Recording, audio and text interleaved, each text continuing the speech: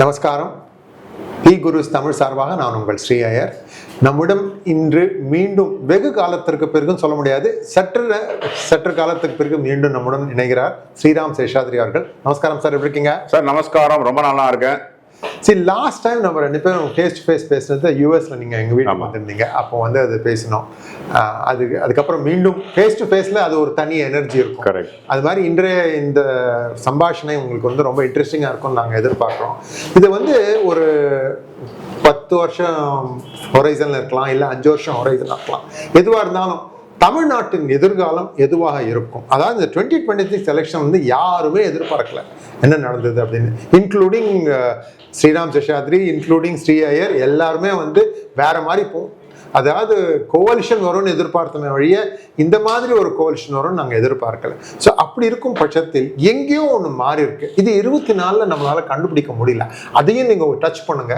நீங்க என்ன நினைக்கிறீங்க, அடுத்த 5-10 வருஷம் எப்படி இருக்க போகிறது? சார் கண்டிப்பாக வந்து 2026 எலெக்ஷனில் வந்து ஒரு பெரிய சேஞ்ச் என்ன ஆச்சுன்னா யாராலுமே கண்டுபிடிக்க முடியல. We all got the direction கரெக்டாக இருக்குது.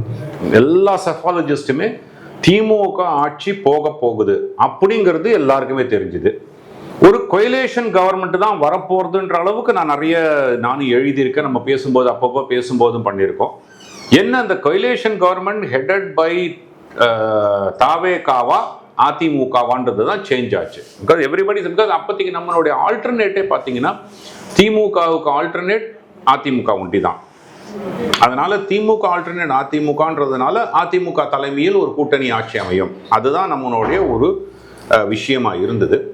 இப்போ தாவேகா தலைமையில் வந்திருக்கு. அதனால we were able to judge அந்த ஒரு டைரக்ஷன் எந்த மாதிரி இருக்க போறதுன்றது 2026 வந்ததே தவிர ரியல் ரிசல்ட் வந்து தப்பா வந்தது. இது வந்து ஒரு செஃபலாஜிக்கல் இதுலயோ நீங்க வந்து எலெக்ஷன் ப்ரெடிக்ஷன்ஸ்லயோ பார்த்தீங்கன்னா இது தவறுன்னு சொல்ல மாட்டேன்.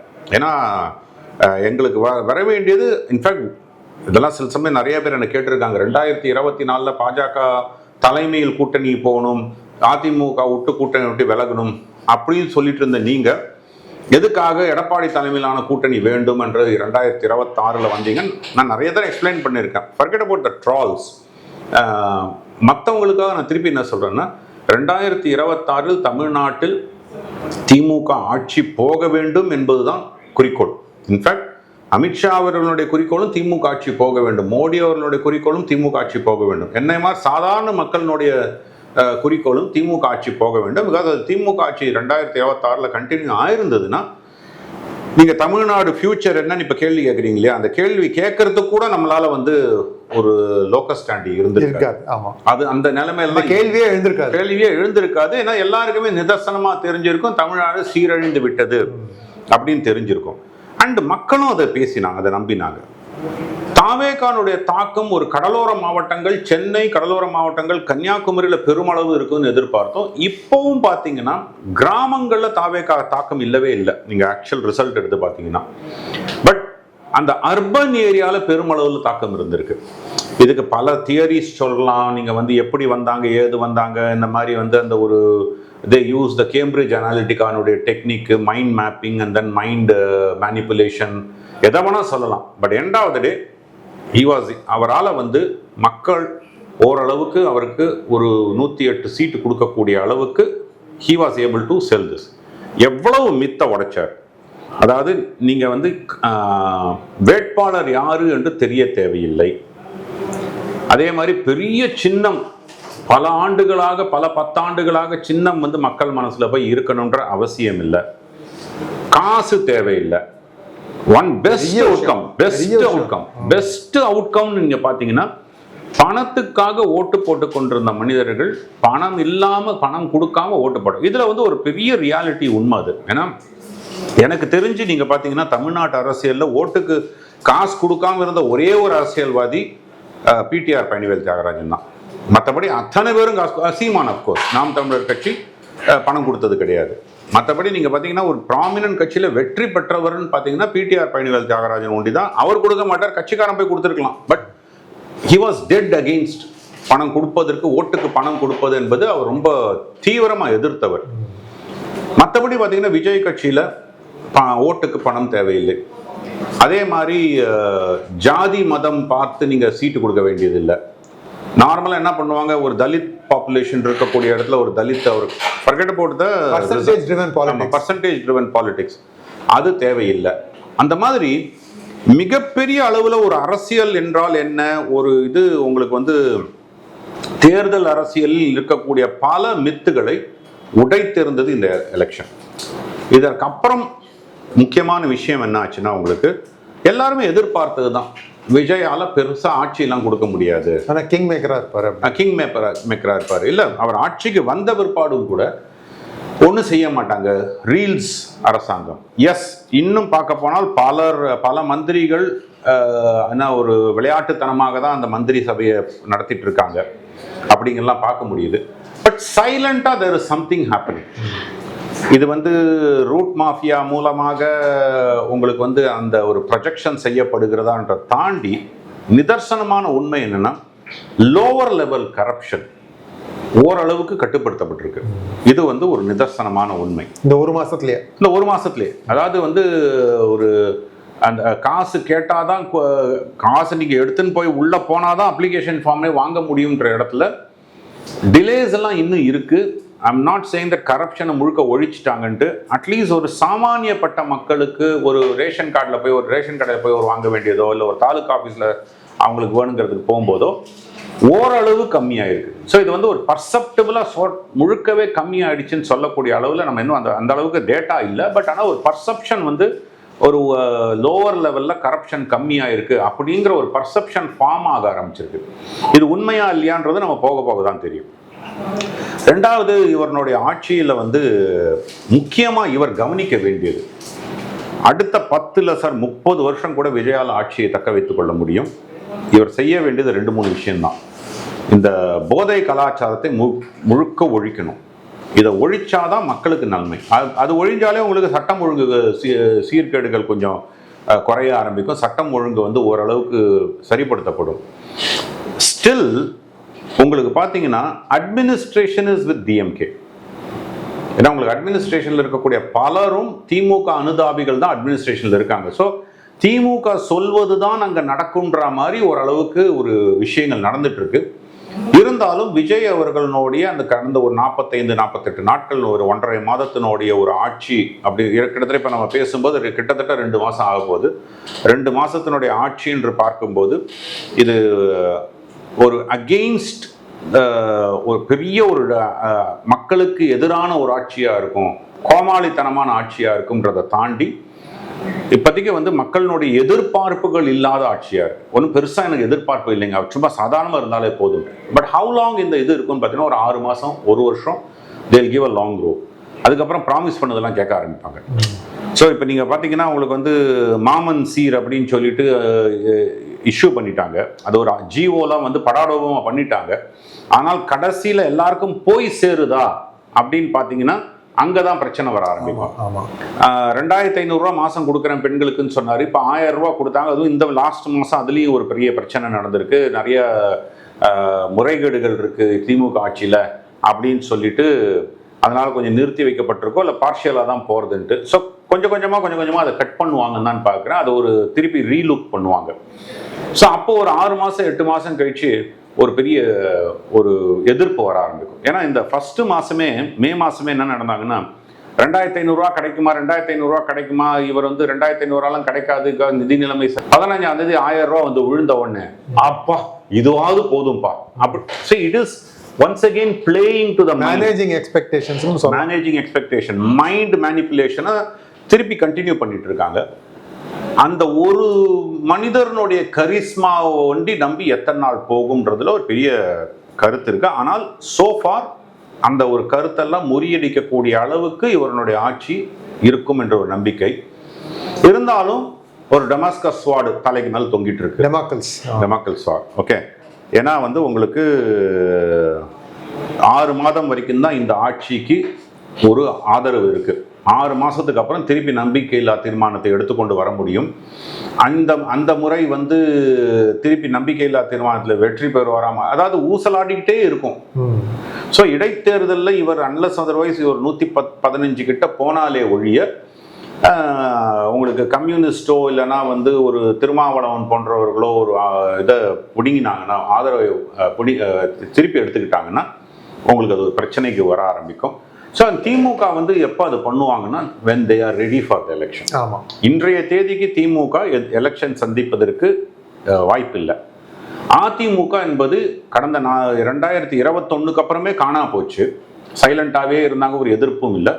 2026 எலெக்ஷனுக்கு அப்புறம் ப்ராபப்ளி அது வந்து இதுக்கு மேல் பியாண்ட் ரிசரக்ஷன், மறுபடியும் எழுந்து ஒரு அதிமுக என்ற ஒரு இயக்கம் ஓரளவுக்கு ஒரு மக்கள் நம்பிக்கை பெறும் என்ற நம்பிக்கை சுத்தமாக போயாச்சு. அண்ட் அதுக்கேற்ற மாதிரி பார்த்தீங்கன்னா தலைவர்கள் எல்லாமே போக ஆரம்பிச்சிட்டாங்க. இன்னும் இருக்கக்கூடிய ப்ராமினன்ட் தலைவர்கள் பார்த்தீங்கன்னா வேலுமணி, தங்கமணி போன்றவர்கள். சி.வி. சண்முகம் நேற்று நான் அதிமுகவில் இருக்கேனா இல்லையா எனக்கே தெரியலன்றாரு. ஸோ அந்த மாதிரி ஒரு நிலைமை தான் இருக்கு. ஸோ அதனால் தலைவர்கள்லாம் போயிட்டாங்கனாலே தொண்டர்களும் போக ஆரம்பிச்சிருவாங்க. ஸோ விஜயபாஸ்கர் போன்றவர்கள்லாம் வந்து நீங்கள் வந்து தாவேகா அரவணைக்க ஆரம்பிக்கும் போது கிட்டத்தட்ட ஒரு ஆர்பி உதயகுமார், விஜயபாஸ்கர், 2 விஜயபாஸ்கர், இந்த மாதிரி ஆளுகள்லாம் வந்து உங்களுக்கு வந்து தாவேகாவுக்கு செல்லும் பொழுது அதிமுக கூடாரம் காலியாகிட்டு இருக்கு. இது வந்து எடப்பாடி பழனிசாமி அவர்களுடைய பிக்கஸ்ட் ஃபெயிலியர் தான் சொல்லுவேன். அது வந்து எல்லாரையும் அரவணைக்கக்கூடிய தன்மை அவருக்கு சுத்தமாக இல்லை. 2024 எலெக்ஷன்ல பாஜகவை வேண்டாம் என்று உதறினதுக்கு ஒரு முக்கியமான காரணமே வந்து பாஜக இருந்தா வந்து அண்ணாமலையினுடைய ஆதிக்கம் இருக்கும், பாஜக தலையீடு இருக்கும், அதெல்லாம் சொல்லி தான் இது பண்ணாங்க. 2026 அவருக்கு வழி கிடையாது, அவருக்கும் வெற்றி பெற்றாக வேண்டிய ஒரு கட்டாயம் இருந்தது. ஆனால் அதுலேயும் பார்த்தீங்கன்னா உங்களுக்கு பெருமளவில் ஒரு தோல்வியை தான் தழுவினார். ஏன்னா அது வந்து ஒரு 5 ஆண்டு காலம் தூங்கி விட்டு எலெக்ஷனுக்கு ஒரு 3 மாதத்துக்கு முன்னாடி வந்து சிலிப்பு எழுந்துட்டு நான் வந்து பேசினாலாம் வந்து மக்கள் மாறிடுவாங்கன்னு எதிர்பார்க்க முடியாது. ஸோ அதிமுக ஒரு அழிவை நோக்கி சென்று கொண்டு இருக்கிறது. அது எக்ஸிஸ்டன்ஸுக்கே ஒரு பெரிய ஒரு சேலஞ்சாக இருக்குது. பாஜக வந்து சீசா விளையாடிக்கிட்டே இருக்கு. ஓகே, நான் வந்து நீங்கள் தமிழ்நாடு எதிர்காலம் என்ன இருக்குன்றதுக்காக நான் இந்த பிரியாம்பிள்லாம் சொல்லிட்டு வரேன். கொஞ்சம் மேலே போச்சு இறங்குது, மேலே போச்சு இறங்குது, மேலே போச்சு இறங்குது. அண்ணாமலை அவர்கள் இப்போ பாஜக விட்டு வெளியேறிவிட்டார். தமிழ்நாடு பாஜகவை ஒரு ஸ்திரத்தன்மையோடு வளர்க்க வேண்டும் என்ற எண்ணம் இருக்கக்கூடிய தலைவர்கள் யாரும் இல்லை. ஆனால் அதே மாதிரி ஒரு கரிஸ்மேட்டிக்காக ஒரு லீடர் உருவாக்க முடியுமான்னா இப்போதைக்கு கண்ணு கட்டின தூரம் வரைக்கும் இல்லை. அஃப்கோர்ஸ் எஸ்ஜி சூர்யா போன்றவர்களோ, அஸ்வத்தாமன் போன்றவர்களோ, இல்லைனா வந்து நம்ம வினோத் செல்வம் போன்றவர்களோ ஒரு இளைஞர் தலைவர் இருந்தாலும் அவர்கள் தமிழ்நாடு முழுக்க மக்களால் அங்கீகரிக்கப்பட்ட தலைவராக இல்லை. அப்போ அவர்களை உருவாக்க வேண்டும், ஒரு தலைமையை உருவாக்க வேண்டும். இன்னும் ஒரு 10 வருஷமா அது ஆகும் பாஜக தலையெழுந்து வருவதற்கு. ஸோ அதிமுக பாஜக ரெண்டுமே இல்லாத பட்சத்தில் இப்போ இருதுருவ அரசியலை நோக்கி தான் மறுபடியும் தமிழ்நாடு செல்கிறது. அந்த இருதுருவ அரசியல் என்பது திமுக வர்சஸ் தாவேகா என்று தான் நிற்கும். அதில் என்ன ஒரு பெரிய சேலஞ்ச்னா தாவேகா ஒன் மூவி ஒண்டரா இல்லை கண்டினியூஸாக இருப்பாங்களான்றதை பொறுத்து அதனுடைய முடிவு இருக்கும். ஸோ அதனால் வந்து இப்போதைக்கு too early to say about தாவேகானுடைய சஸ்டெனன்ஸ் இருக்கும்ட்டு. ஆனால் தாவேகா விஜய் அவர்கள் இதை ஒரு சீரியஸான ஒரு மேட்டராக எடுத்துட்டு சட்டம் ஒழுங்கு போன்ற பிரச்சனைகளை சால்வ் பண்ணி மக்கள் இந்த கரப்ஷன், லோவர் லெவல் கரப்ஷன் ஒன்று இல்லாமல் ஹையர் லெவல் கரப்ஷனையும் சேர்த்து ஒரு முடிவுக்கு எடுத்துன்னு வந்து அட்லீஸ்ட் ஓரளவுக்கு ஒரு 20% குறைச்சா கூட போதும். அண்ட் தமிழ்நாட்டில் அரசியல் செய்ய வேண்டும் என்றால் திமுகவை எதிர்த்து தான் அரசியல் செய்ய வேண்டும். அப்போ திமுகவை எதிர்க்கணும்னா திமுக மந்திரிகளையும் திமுகனுடைய நிர்வாகிகளையும் வந்து நீங்கள் வந்து அவர்கள் மேலே சட்ட நடவடிக்கை எடுத்து இதெல்லாம் பண்ண தான் தாவேகானுடைய வளர்ச்சி நிதர்சனமாகும். ஏன்னா எத்தனை நாளைக்கு அந்த ஒற்றை மனிதனுடைய கரிஸ்மா ஒண்டி வச்சு நீங்கள் வந்து மக்கள் ஓட்டு போடுவாங்கன்னு பார்த்தீங்கன்னா அந்த சினிமானுடைய மோகம் இன்னொரு இவர் வந்து இந்த 26க்கு அப்புறம் ஜனநாயகம் படம் ஒண்டி தான் வர முடியும் வெளியில், அதுக்கப்புறம் வேற எந்த படமும் இல்லை. அப்படி இருக்கும்போது அந்த சினிமானுடைய மோகம் என்பது குறைய ஆரம்பிச்சிடும். வயல் இப்போ இருக்கக்கூடிய 16 வயது பசங்கள், 15-14 வயசு பசங்க 2029 வரும்போது 18 வயசு ஆகி ஓட்டு போட வருவார்கள். அப்படிலாம் இருந்தால் கூட அந்த டச் விட்டு போயிடுது. Out of mind is out of sight is out of மைண்டுன்னு சொல்லுவோம் இல்லையா, அந்த மாதிரி வந்து அந்த மக்களிடம் இருக்கக்கூடிய டச் விட்டு போயிடும். அந்த கரிஸ்மா அதெல்லாம் வந்து இன்னொரு எம்ஜிஆராக உருவாகக்கூடிய வாய்ப்பு இருக்கான்னு பார்த்தீங்கன்னா அது ரொம்ப difficult to answer that question இந்த தேதியில். ஸோ அப்போ தமிழ்நாட்டினுடைய அரசியல் எதிர்காலம் என்பது பார்த்தீங்கன்னா மறுபடியும் இருதுருவ அரசியலை நோக்கி செல்கிறது. அதில் திமுக முக்கிய பங்கு. தமிழ்நாடு மக்களுடைய எதிர்காலம் எப்படி இருக்குன்னு பார்த்தீங்கன்னா ரொம்ப மோசமான நிலைமை தான். Because economy is very bad. இதை வந்து தாவேகாவும் ரியலைஸ் பண்ணியிருக்கோம். ஆனால் அதை வடிவமைக்கக்கூடிய இடத்துல தாவேகானுடைய ஒரு மினிஸ்டர்களோ இல்லைன்னா ஒரு அட்வைசர்ஸோ வச்சிருக்காங்கன்னா இல்லை. மறுபடியும் அவர்கள் அந்த ரூட் மாஃபியா போன்ற அட்வைசர்ஸ் தான் வச்சிருக்காங்களே தவிர எப்படி பர்செப்ஷன் பில்ட் பண்ணலாம் மக்கள் மத்தியிலேருந்து தான் இருக்காங்களே தவிர ஒரு பாலிசி டிசிஷன்ஸை வந்து ஓரளவுக்கு எடுத்துகிட்டு வந்து மக்களுக்கு தேவையான பாலிசியை எடுத்துகிட்டு வர முடியுமா? அந்த இடத்துல பார்த்தீங்கன்னா இன்னும் அந்த பட்ஜெட்னுடைய வரும்போது தான் தெரிய ஆரம்பிக்கும். ஏன்னா இது வரைக்கும் இன்னும் இந்த ரீல்ஸ் மோகம், ப்ராபகண்டா மோகம் இதுலேயே தான் இன்னும் ஓடிட்டு இருக்காங்களே தவிர இந்த சீரியஸ் பிஸ்னஸ் அப்படின்னு பார்க்கும்பொழுது உங்களுக்கு இண்டஸ்ட்ரீஸ் வரணும், பெருமளவில் இண்டஸ்ட்ரீஸ் வரணும். அப்போ நான் வந்து இதில் 2021 திமுக ஆட்சிக்கு வந்த போது பிடிஆர் பழனிவேல் தியாகராஜன் அவர்கள் இது நியூஸ் 18 அந்த அவங்க ஓத் டேக்கிங் செரிமனி முடிஞ்சு பவருக்கு வந்த உடனே அவர்கள் எல்லாம் ஆட்சி அமைத்து மந்திரியாக அவர் அறிவிக்கப்பட்ட உடனே நியூஸ் 18 பேசிட்டு இருக்கும்போது கூட நான் சொன்னேன், he was there in the line. ஒரு அக்ரஸிவ் ரைட் விங் எக்கனாமிக் பாலிசியை பிடிஆர் பழனிவேல் தியாகராஜன் எடுத்துக்கொண்டு செல்ல வேண்டிய கட்டாயத்தில் இருக்கார். அப்போதான் தமிழ்நாடுனுடைய நிதி நிலைமை சரியாகும் என்று செஞ்சார். அவரு ஓரளவுக்கு முயற்சி செய்தார்ன்னு தான் சொல்வேன். I will give a benefit of doubt to him. ஒரு முயற்சி செய்தார், அதுக்கப்புறம் 2 வருஷத்துலேயே அவரை தூக்கிட்டாங்க. ஆமாம், என்ன அதனால தான் அவர் இருந்த வரைக்கும் 1000 ரூபா கொடுக்க விடலை. Correct, right. இந்த கண்மூடித்தனமாக கொடுக்கப்பட்ட ப்ராமிஸ் எல்லாம் அவர் வந்து செயல்பாட்டுக்கு எடுத்துன்னு வரதுக்கு அவர் தடுத்து நிறுத்தினார். ஏன்னா இது வந்து தமிழ்நாடுனுடைய பொருளாதார நிலைமையை சீரழிக்கும் என்று ரொம்ப ஸ்ட்ராங்காக பிலீவ் பண்ணவர். அதனால ஓரளவுக்கு I will give the benefit of doubt. அப்போ விஜய் போன்றவர்களும் என்ன பண்ணணும், உங்களுக்கு இந்த தமிழ்நாட்டினுடைய பொருளாதார நலன் கருதி மத்திய அரசாங்கத்தோட ரொம்ப இணக்கமாக இருக்க வேண்டிய கட்டாயத்தில் இருக்காங்க. இவங்க வந்து ஒன்றிய அரசு அதுக்குதுன்னு சொல்லி ஒரு பிரிவினையோடைய மத்திய அரசை ஒரு எதிரியாகவே மாற்றிய திமுக இப்போ கொஞ்சம் இவர் வந்து மத்திய அரசோட இணக்கமாக இருக்கார், இல்லைன்னு சொல்ல மாட்டேன். ஒரு கவர்னர் உரையில் வரும்பொழுது அதாவது மத்திய அரசினுடைய ஒரு டைரக்ஷன்ஸ் எடுத்து முன்னாடியும் தேசிய கீதம் பிற்பாடும் தேசிய கீதம் இந்த கான்ட்ரவர்சிலாம் கிரியேட் பண்ணாமல் சைலண்டாக மூவ் ஆகிட்டு இருக்கார். 2 முறை போய் டெல்லி சென்று விட்டு வந்தார். திமுக மேலே ஒரு ஆக்ஷன்ஸ் எடுத்துட்டு இருக்கார். இதெல்லாம் ஓரளவுக்கு ஒரு இணக்கத்தை காமிக்கிறார். இருந்தாலும் மத்திய அரசினுடைய ஒரு பாலிசிஸையோ இல்லைனா கொள்கைகளையோ இல்லைனா அவர்கள் கொடுக்கக்கூடிய திட்டங்களையோ இங்கே வந்து ஏற்றுக்கொள்ள வேண்டும். உதாரணத்துக்கு வாங்க, பிஎம் ஸ்ரீ எஜுகேஷன் ஸ்கீம் கண்டிப்பாக ஒரு 3500 கோடி ரூபா 4000 கோடி ரூபா is a big money for Tamil Nadu, especially education செக்டாருக்கு. நம்ம இது நவோதயா பள்ளிக்கூடங்கள் இதெல்லாம் வந்து திமுக வந்து நிறுத்தி வச்சாங்க. In fact Congress was supporting that. இப்போ காங்கிரஸும் அமைச்சரவையில் இருக்கும் பொழுது இந்த நவோதயா பள்ளிக்கூடங்களை தமிழ்நாட்டுக்கு எடுத்துகிட்டு வரணும். அப்போ வந்து நிறைய பெரிய இவங்களுடைய ஓட்டுக்கு யார் இவங்களுக்கு ஓட்டு போடுறாங்களோ அந்த தட்டு மக்கள் வந்து பயனடைவார்கள். மக்கள் பயனடையக்கூடிய திட்டங்களுக்கு வந்து இவர் வந்து எடுத்துகிட்டு போகணும். இண்டஸ்ட்ரீஸை வெல்கம் பண்ணணும். ஏற்கனவே பார்த்தீங்கன்னா இண்டஸ்ட்ரீஸ் தமிழ்நாட்டுக்கு வராமல் எல்லாம் ஆந்திராவுக்கு போயிட்டு இருக்காங்க, தெலுங்கானாவுக்கு போயிட்டு இருக்காங்க, இல்லைனா வந்து வெஸ்ட் பெங்காலை நோக்கி செல்ல ஆரம்பிக்கிறாங்க. அப்படி இருக்கும்போது ஒரு ஸ்கில்டு லேபர் இருக்கக்கூடிய இடத்துல தமிழ்நாட்டில் வேலைவாய்ப்பு உருவாக்க வேண்டும். அந்த வேலைவாய்ப்பு உருவாக்கணும்னா நீங்கள் வந்து இண்டஸ்ட்ரீஸ் எடுத்துகிட்டு வரணும். ஸ்டெர்லைட் போன்ற நிறுவனங்களை கடுமையான ஒரு நிர்பந்தத்துக்கு உட்படுத்தி எடுத்துகிட்டு வரணும். அதாவது அந்த பொல்யூஷன் கண்ட்ரோல் எல்லாம் வந்து ரொம்ப ஸ்ட்ரிக்டாக ஃபாலோ பண்ணி திருப்பி ஓப்பன் பண்ணிங்கன்னா உங்களுக்கு வந்து அந்த ஏரியாவில் இண்டஸ்ட்ரீஸ் பெருகும். அதே மாதிரி எந்த இண்டஸ்ட்ரீஸ் வந்தாலும் சுற்றுச்சூழல் கொண்டு இல்லாமல் அதற்கு உண்டான தக்க பாதுகாப்புகளை செய்து எடுத்துகிட்டு வந்து ஒரு ஈவன் டு அன் எக்ஸ்டென்ட் ஸ்டேட்னுடைய சாவரின் கேரண்டி கொடுத்து அட்ராக்ட் பண்ணலாம். ஏன்னா no other state has done. Tamil Nadu வந்து ஒரு முன்னுதாரணமாக சாவரின் கேரண்டி, உங்களோட இன்வெஸ்ட்மெண்ட்டுக்கு நான் சாவரின் கேரண்டி கொடுக்குறேன், அடுத்த ஆட்சி வந்து உங்களுடைய இன்வெஸ்ட்மெண்ட்டை சீரழிக்க முடியாத அளவுக்கு ஒரு ப்ரொடெக்ஷன் கொடுத்தாங்கன்னா நிறைய இண்டஸ்ட்ரீஸ் வந்து they will pump money. So industries வந்தால் ஒண்டி தான் தமிழ்நாடுடைய பொருளாதாரம் சீராகும். அதை நோக்கி செல்லக்கூடிய ஒரு இது வந்து 2 மாதம் தான் ஆயிருக்கனால we need to give some time for.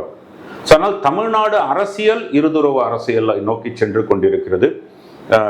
Vijay அவர்கள் தன்னை தக்க வைத்துக் கொண்டு ஒரு எம்ஜிஆர் போன்று உருவெடுத்தார் என்றால் இருதுறவு அரசியலில் இன்ஃபேக்ட் திமுகவும் சீரழிய ஆரம்பிக்கும். திமுக ரெண்டும் ஒன்று சேரக்கூடிய கட்டாயத்துக்கு தள்ளப்படும். ஏற்கனவே இந்த இது பார்த்தோம், இந்த 108 வந்துட்டு இந்த மினிஸ்ட்ரி ஃபார்மேஷனில் அது பார்த்தோம். அதை நோக்கி வேற வழி இல்லாமல் 2 பேரும் இணைய வேண்டிய கட்டாயம் ஏற்படும். பாஜக தன்னை மறுபரிசீலனை செய்து ஒரு வளர்ச்சியை நோக்கி எடுத்துக்கொண்டு போக வேண்டும்.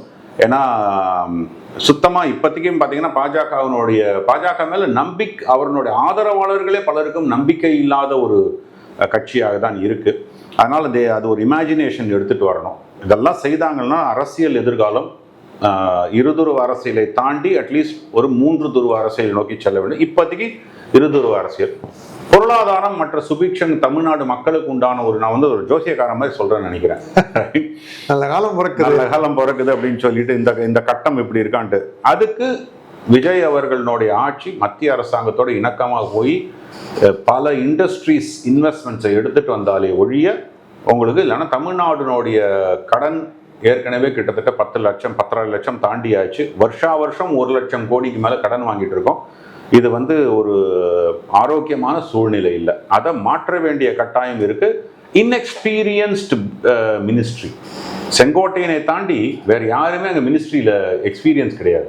So inexperienced MLAs, inexperienced ministry. அப்போ அவர்கள் அட்வைசர்ஸ் உள்ள எடுத்துன்னு வந்து தான் செய்யணும். அந்த அட்வைசர்ஸ் இது வரைக்கும் அவர் யாரையும் அப்பாயிண்ட் பண்ணலைன்றது தான் ஒரு உண்மை.